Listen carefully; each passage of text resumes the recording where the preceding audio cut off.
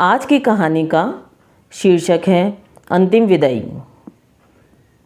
यह डॉक्टर पद्मा शर्मा द्वारा लिखी गई बहुत ही भावनात्मक कहानी है। तो चलिए कहानी शुरू करते हैं। उसका मन आशंका से घिर गया। जैसे ही गली में कदम रखा, उसे चाची के घर के सामने भीड़ दिखाई दी। वह चिंता में पड़ गई कि इतनी भीड़ किस लिए। एकदम से ख्याल आया, कहीं सोनू। फिर अपने आप ही बड़बड़ा उठी, नहीं नहीं, कल रात एक्सीडेंट की खबर मिली और आज सुबह ट्रेन में बैठकर वह यहाँ आ गई। उसने अपनी याददाश्त पर जोर डाला तो याद आया कि चाचा जी ने फ़ोन पर यही कहा था, चोट मामूली है, सोनू के जीवन को कोई खतरा नहीं है। फिर उसने घर पर भी फ़ोन लगाकर बात की तो पापा ने भी यही कहा था, चिंता की कोई बात नहीं है, लेकिन तुम आकर देख जाओ तो अच्छा रहेगा। उसे ग्वालियर रेफ़र कर दिया है। यह तो वह अंदाज़ा लगा रही थी कि ग्वालियर भेजने का मतलब है चोट ज़्यादा ही होगी। गली में प्रवेश कर घर की ओर चलते चलते उसने अपने मन को समझाया कि एक्सीडेंट की खबर सुनकर आस पड़ोस के लोग इकट्ठे हो गए होंगे और आजकल हो रहे एक्सीडेंट्स पर चर्चा हो रही होगी। इसी उधेड़बुन में वह घर के निकट आ गई। चाचा के घर की दीवार से ही कामना के घर की दीवार लगी हुई थी। वह पहले अपने घर में जाकर सारी जानकारी लेना चाहती थी, लेकिन जाने क्या हुआ कि किसी भीतरी प्रेरणा से अनायास उसके पैर चाचा जी के घर के चबूतरे की ओर मुड़ गए। बाहर कई पुरुष इकट्ठे थे। उसे तेज झटका लगा। अंदर हिचकियों में डूबा गमज़दा माहौल था। बैठक का कमरा महिलाओं से भरा हुआ था। सबके चेहरे दुखी और उतरे हुए थे। प्राय सभी की आंखों से आंसू बह रहे थे। बिलख रही चाची के रुदन के स्वर कानों में पड़े तो उसने उन्हें ताका। वह कामना को देखकर दहाड़ मारकर रोने लगी और उठकर कामना की ओर लपकी। चाची की हालत खराब थी। सदा सिर पर पड़े रहने वाला पल्ला एक और गिरा पड़ा था। कामना अब भी माजरा पूरी तरह समझ नहीं पा रही थी, लेकिन उसका मन अनिष्ट की आशंका से भर उठा। उसने मुश्किल से चाची को संभाला और ज़मीन पर बैठ गई। पड़ोस की अम्मा जी ने रुदन भरे स्वर में बताया, उसकी सांस तो सुबह 4 बजे ही उखड़ गई थी। उसका पोस्टमार्टम होना था, इसलिए घर पर भनक तक नहीं लगने दी। अभी थोड़ी देर पहले ही खबर आई है कि उसको लेकर आ रहे हैं, तैयारी कर लो। अम्मा जी का अंतिम शब्द तैयारी कर लो कामना को अंदर तक सिहरा गया। थोड़ी देर तक तो वह अपने आप को संभाले रही, पर खुद को रोक नहीं पाई और फूट फूट कर रोने लगी। कुछ देर बाद कामना की निगाहें रश्मि को खोजने लगी। सोच रही थी कि उस पर क्या बीत रही होगी। 15 दिन ही तो हुए थे दोनों के विवाह को। हाथों की मेहंदी भी अभी नहीं छूटी होगी। उसने देखा चाचा की दोनों बड़ी बहुएं महिलाओं के बीच बैठी है। फिर नज़र आया नीचे सिर किए रश्मि भी उन्हीं के पास बुत सी बनी बैठी है। इच्छा हुई कि उसके पास पहुंच जाऊं, लेकिन पशुपेश में पड़ गई कि किन शब्दों से दिलासा देगी वह रश्मि को। उसे समझ नहीं आया, इसलिए रश्मि से बात करने का ख्याल उसने भीतर ही दबा लिया। वह भी गमज़दा चेहरा लिए पहले से बैठी नाते गोते की औरतों के बीच बैठ गई। थोड़े समय बाद ही सोनू का निर्जीव शरीर लेकर दोनों भाई आंगन में आ गए। वे दोनों हताश से वहीं बैठ गए। बड़ा भाई कहने लगा, हमने तो डॉक्टर से कहा था हमारा सब धन जायदाद ले लो, पर हमारा सोनू वापस कर दो। हमारा तो भाई चला गया।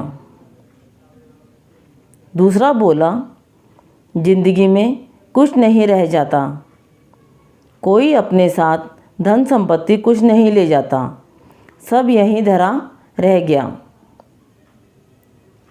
सोनू के मुँह पर पड़े कपड़े को हटा दिया गया था।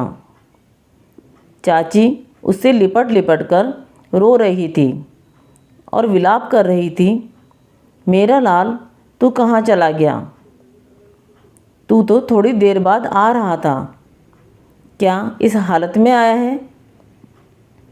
तू गया है तो उसे भी ले जाता, उसे किसके भरोसे छोड़ गया? अरे सत्यानाश हो उस मोटर वाले का, मेरे लाल को मार डाला। सोनू की देह पर चाची दहाड़े मारती रो रही थी और कामना उसकी बातें याद कर रही थी। उसके आते ही वह खातिरदारी के लिए घर सिर पर उठा लेता, उसको रोकने के लिए 2 दिन का प्रोग्राम फिक्स कर लेता और जब तक बात नहीं मनवा लेता पैर पकड़े बैठा रहता था। पर आज कितना शांत पड़ा था। उसके शरीर पर से कपड़ा हट गया था। उसका शरीर पॉलीथीन में लिपटा हुआ था जो खून से लथपथ हो रही थी। फिर भी उसका हंसमुख चेहरा ज्यों का त्यों था।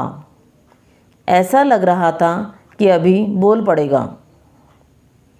सभी लोग रो रहे थे, केवल रश्मि पत्थर की मूरत के समान चुपचाप बैठी थी। उसके चेहरे पर ना कोई भाव था और ना ही कोई प्रतिक्रिया। शरीर में कोई हलचल भी नहीं थी। वह निर्विकार भाव से सब देख रही थी। लोगों में कानाफूसी होने लगी। अरे इसको तो रुलाओ, नहीं तो पागल हो जाएगी, यही तो छाती पीटेगी। उसे बताओ उसका सुहाग चला गया। कुछ महिलाओं ने उसे झिंझोड़ना शुरू कर दिया। कई औरतों की आवाज़ आने लगी, तुम्हारा सब कुछ चला गया, देखो सोनू को क्या हो गया। बड़े प्रयासों के बाद में रश्मि नन्हे बच्चों की तरह दहाड़े मारकर रोने लगी और किसी काटी जाती हुई बच्चा की तरह डकराने लगी। उसकी चीख सुनकर कामना भी संवेग शून्य होती जा रही थी। पहले ऐसा मौका कभी नहीं आया था जब उसने पार्थिव देह को इतने पास से देखा हो, वह भी इतनी असामयिक और विभत्स मौत। कामना ने रश्मि को देखा। उसके मासूम चेहरे पर बिंदी और मांग में सिंदूर, कितना प्यारा चेहरा लग रहा था उसका। उसे लगा अब यह सब चीज़ें उससे छीन ली जाएंगी। बिना बिंदी और सिंदूर के उसका चेहरा कैसा लगेगा। चाची तो स्वयं विधवाओं को विधवाओं की तरह रहने की पक्षधर है। याद है कि यहीं पड़ोस की एक नन्ही सी लड़की जब खाली हाथ हो गई थी और वह बिंदी लगाए चूड़ी बिछिया पहने घूमती थी, तो चाची ने ही सबसे ज़्यादा विरोध किया था। कामना की तंद्रा भंग हुई। चाची विलाप कर रही थी। उन्होंने अपनी बिंदिया और चूड़ी उतारकर फेंक दी और कहने लगी, ईश्वर, तुम्हें सुहाग ही चाहिए तो मेरा सुहाग ले लो, पर मेरी बहू का सुहाग वापस कर दो। कहते हुए अपना सिर दीवार से पटकने लगी। बीच बीच में कहती जा रही थी, रश्मि, आज से तुम हमारी सोनू हो। हम तुम्हें कुछ नहीं होने देंगे, हम तुम्हें कहीं नहीं जाने देंगे। वे कुछ देर रुकती और फिर बोलना शुरू कर देती। वह कहने लगी, मुझे मालूम होता कि मेरे सोनू की उम्र इतनी कम है तो मैं कभी उसका ब्याह नहीं करती। इसकी ज़िंदगी तो बर्बाद नहीं होती। कामना यह सब सुनकर स्तब्ध थी। उसे लग रहा था कि चाची बहू को ही दोष देगी कि तुम मेरे बेटे को खा गई, लेकिन चाची ने ऐसा कुछ नहीं कहा, बल्कि वे रश्मि के प्रति सहानुभूति दिखा रही थी। कामना को लग रहा था कि हो सकता है सबके सामने चाची रश्मि को कुछ नहीं कह रही हो।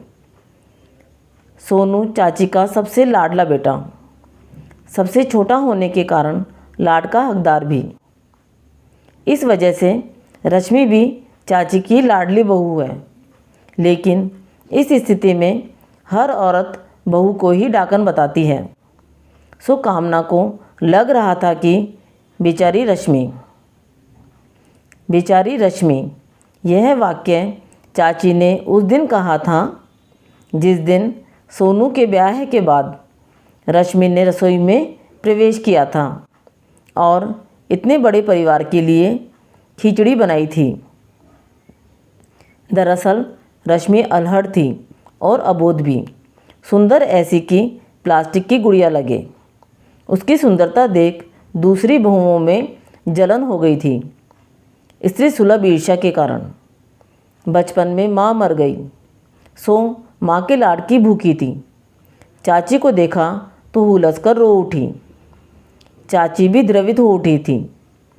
फिर दूसरे दिन अपनी अटैची में से फ़ोटो निकालकर अपना बचपन का एल्बम सबको दिखा रही थी। एक फ़ोटो देख चाची काट सी हो गई। बचपन में रश्मि को किसी ने लड़के के कपड़े पहनाकर फ़ोटो खींचा था। वह फ़ोटो सामने था। उसे देखकर चाची यादों में बुदबुदाते हुए कहने लगी, ऐसी ही तो लगती थी चीना, मेरी चिरैया।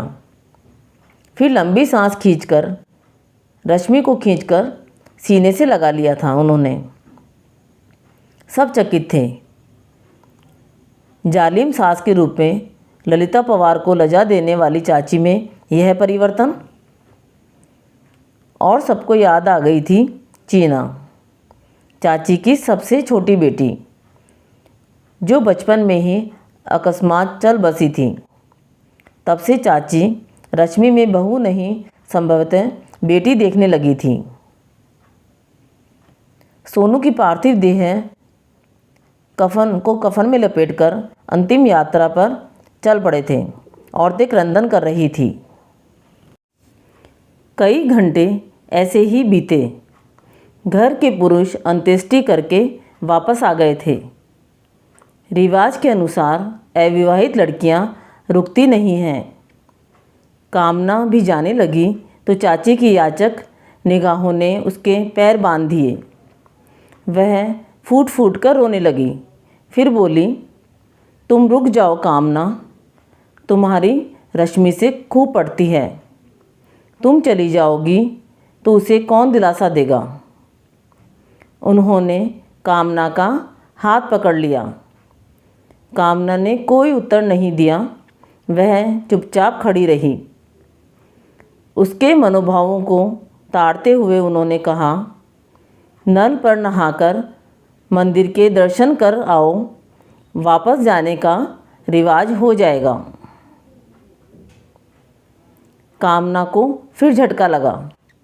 चाची जैसी रूढ़िवादी महिला आज इतना आधुनिक कैसे सोच रही है। कामना वहीं ठहर गई। चाची के 3 बेटे हैं, 2 बड़े बेटे हैं और उनकी बहुएं हैं। सोनू तीसरा बेटा था। पूरे कुटुंब में चाची तेज तर्रार और हठीली मानी जाती थी। वे रीति रिवाजों का भी खूब पालन करती थी। जब भी अपनी बात पर अडिग हो जाती तो चाचा जी भी कुछ नहीं कर पाते थे। उनके कारण ही चाचा और पापा में बंटवारा हो गया था। सभी चाची के लड़ाकू स्वभाव से परिचित थे, जिसकी खबर आसपास के तमाम बिरादरी भाइयों में भी फैल गई थी, जिसके कारण कोई भी अपनी बेटी उनके घर में देने से झिझकते थे।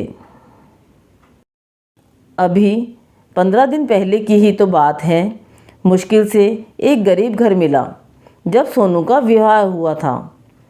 दरवाजे पर बेटा बहू लेते समय चाची रश्मि के मायके से आई डलिया में गुना खोजने लगी और जब नहीं मिली तो चाची ने हाय तौबा मचा डाली थी।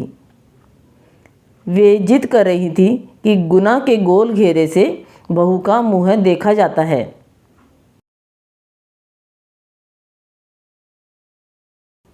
तब कामना ने उन्हें बड़ी मुश्किल से समझाया कि पहले तो हाथ के कंगन से ही बहू का मुँह देखने का रिवाज था, लेकिन अब सभी के पास सोने चांदी के कंगन नहीं हुआ करते, इसलिए मैदे से बने कंगन का तरीका निकाल लिया होगा। लेकिन आपके पास तो सोने के कंगन हैं, आप उसी से बहू का मुँह देख लो। मेरे ससुराल में भी मेरी मुँह दिखाई सोने के कंगन से ही हुई थी। अंततः चाची ने कामना की बात मान ली थी।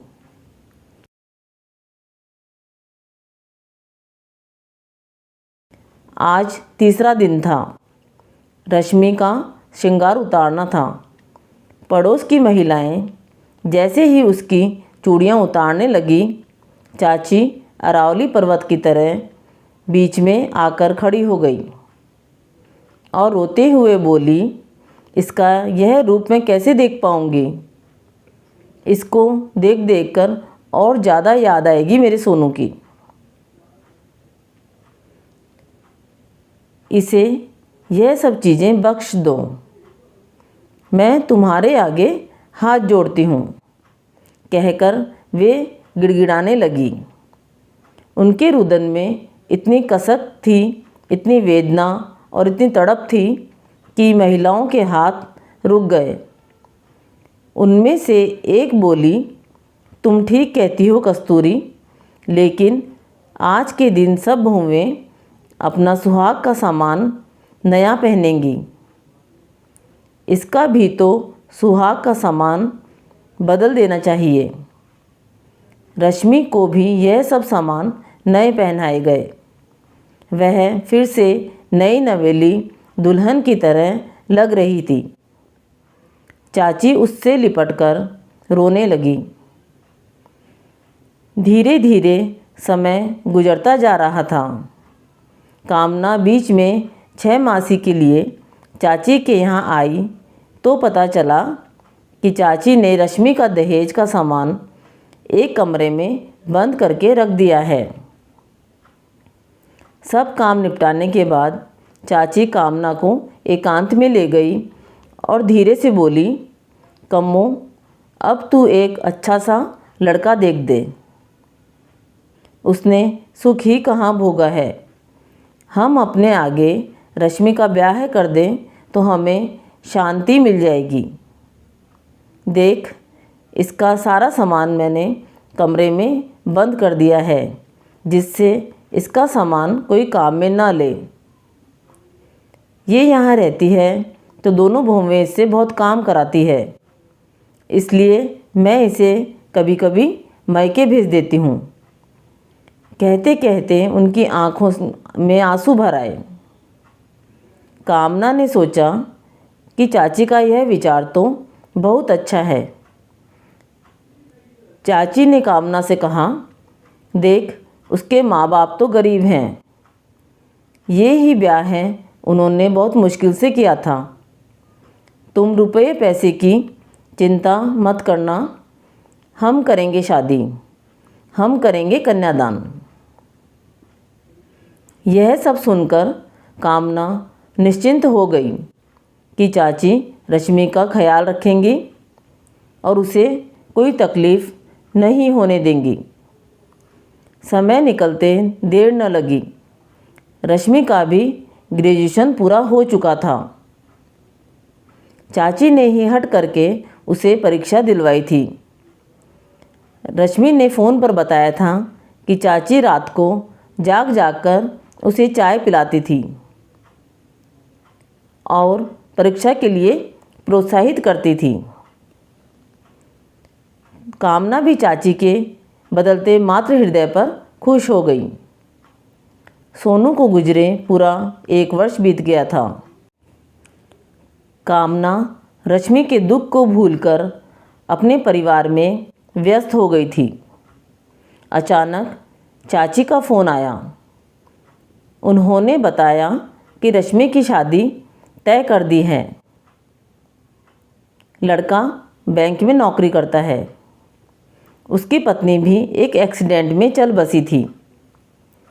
शादी का मुहूर्त जल्दी का निकला है, इसलिए सब काम तेज़ी से चल रहे हैं। चाची का कहना था कि कार्ड का इंतज़ार मत करना, जल्दी आ जाना। शादी की तिथि पर कामना अपने परिवार के साथ वहां आई। विशाल पंडाल लगा हुआ था। चारों ओर रोशनी जगमगा रही थी। चाची चमकीली साड़ी पहने सामने से आती दिखाई दी। वह कामना से गले मिली और बोली, आज मैं अपनी जिम्मेदारी पूरी कर रही हूँ। ये कहते हुए उनकी आंखें नम हो गईं। बारात आई। लड़का सुशील और व्यवहारिक लगा। शादी की सभी रीति परंपराएं चल रही थी। अचानक एक बहस का मुद्दा पंडितों के बीच चल पड़ा कि लड़की की एक बार भांवर पड़ जाती है तो दूसरी बार नहीं पड़ती। कुछ देर तक तो चाची शांत होकर सुनती रही। वहाँ कई बुजुर्ग भी थे। उनके सामने चाची ने कभी चेहरा भी नहीं उठाया था, फिर मुँह कैसे खोलती। यह बहस चलते हुए बहुत देर हो गई। चाचा शांत मूकदर्शक बने बैठे थे, पर चाची कहाँ शांत रहने वाली थी। वह विनम्र किंतु ऊंची आवाज़ में बोली, फेरे तो पड़ेंगे, फेरे से ही तो पति पत्नी बनेंगे। वचन हरेंगे तभी तो शादी का महत्व समझेंगे। जब लड़के के फेरे हो सकते हैं तो लड़की के फेरे क्यों नहीं हो सकते। उन्होंने कुछ देर तक पल्ले की ओर से सबके चेहरे तके, फिर बोली, मैं ज़्यादा तो नहीं पढ़ी, लेकिन शास्त्र रचे किसने हैं? हमने तुमने ही ना। फिर उसमें फेरबदल भी तो कर सकते हैं। चाची का तर्क काटने की हिम्मत वहाँ किसी में नहीं थी। चाची की बात सुनकर कामना खुश हो गई। अभी तक वह कुछ बोलने की हिम्मत नहीं जुटा पा रही थी, लेकिन अब चाची की हाँ में हाँ मिलाने लगी। चाची के दोनों बड़े बेटे कामना को एक तरफ ले गए। एक बोला, जो कुछ हो रहा है वह तो ठीक है दीदी, लेकिन मम्मी के पास खर्च करने के लिए इतना रुपया कहाँ से आया? उस समय उन लोगों को शांत करने के उद्देश्य से कामना बोली, सब कार्यक्रम निपट जाने दो, फिर बात करेंगे। शादी के बाद मंडप उखाड़ने की रस्म होनी थी, इसलिए कामना को रोक लिया गया। लेकिन मुख्य मुद्दा था कि रात्रि में घर की पंचायत होनी थी। बड़े बेटों के मन में जो द्वंद्व चल रहा था उसका फैसला होना था। रात्रि होते ही कमरे में सभी लोग बैठ चुके थे। कामना चाची की ओर मुखातिब हुई और बेटों की ओर इशारा करते हुए कहा, यह दोनों पूछ रहे हैं कि शादी में जो खर्च हुआ है इतना पैसा कहाँ से आया। चाचा जी कोई उत्तर देते उससे पहले ही चाची ने आंखें तरेड़ते हुए कहा, जायदाद में सबको हक मिलना चाहिए। अब तुम लोग अपने अपने रहने का इंतज़ाम कर लो। इस हवेली को बेचकर हमने 4 हिस्से किए हैं। 8 लाख में बिकी है ये हवेली। तुम्हें 2-2 लाख मिल जाएंगे और 2 लाख हम दोनों पति पत्नी रखेंगे, उसी में बसर हो जाएगी। सुनते ही उनके पैरों तले ज़मीन खिसक गई। उन्हें लगा कि मम्मी पागल हो गई है। बड़े ने हकलाते हुए पूछा, 2 लाख और कहाँ गए? चाची लंबी सांस खींचकर बोली, सोनू जिंदा होता तो उसको यही सब मिलता, इसलिए रश्मि की शादी में वह रुपया लगा दिया।